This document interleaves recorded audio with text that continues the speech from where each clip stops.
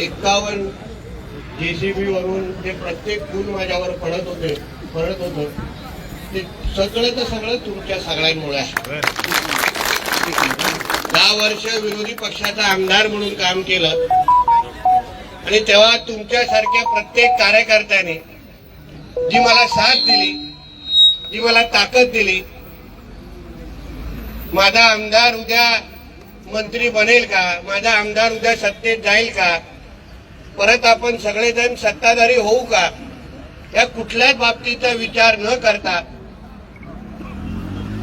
माझ्या घरातले सदस्य म्हणून